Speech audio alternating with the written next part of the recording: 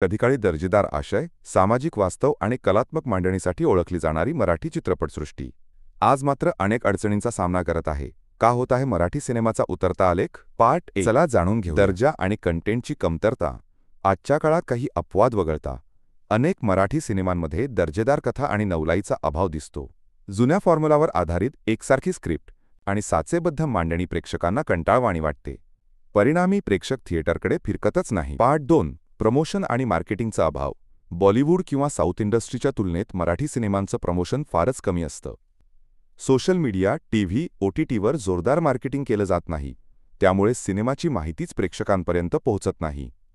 Part 3 multiplex आणि शोची कमतरता.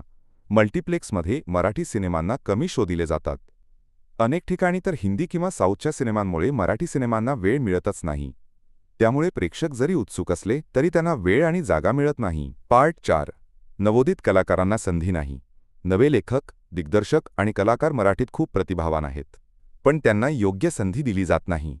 जुने चेहरे जुन्याच कथांमध्ये दिसत राहतात आणि नवं काही घडतच नाही. पार्ट 5 OTTचं वाढतं आकर्षण. OTT प्लॅटफॉर्मवर प्रेक्षकांना जगभरातील दर्जेदार कंटेंट मिळतोय. मराठी सिनेमा जर त्या स्तरावर पोहोचू शकला नाही तर प्रेक्षक OTTवर झुकतात आणि थिएटरमध्ये पाय ठेवतच नाहीत. पार्ट 6 राजकीय हस्तक्षेप आणि निधी अभाव. काही वेळा सरकारी अनुदानांमध्ये पारदर्शकता नसते, राजकीय हस्तक्षेप वाढतो. त्यामुळे स्वतंत्र निर्मिती आणि प्रयोगशील सिनेमा करणं कठीण होतं. आर्थिक पाठबळ नसल्यामुळे चांगले प्रोजेक्ट्स अर्धवट राहतात. मराठी चित्रपटसृष्टीकडे प्रचंड सांस्कृतिक वारसा आहे. प्रेक्षक अजूनही दर्जेदार सिनेमा पाहण्यास तयार आहेत. पण निर्मात्यांनी, कलाकारांनी आणि संपूर्ण इंडस्ट्रीने एकत्र येऊन बदल स्वीकारला तरच मराठी सिनेमा पुन्हा उभारी घेईल. तुम्हाला काय वाटतं? मराठी सिनेमा पुन्हा तेजस्वी होईल का? कमेंटमध्ये नक्की सांगा.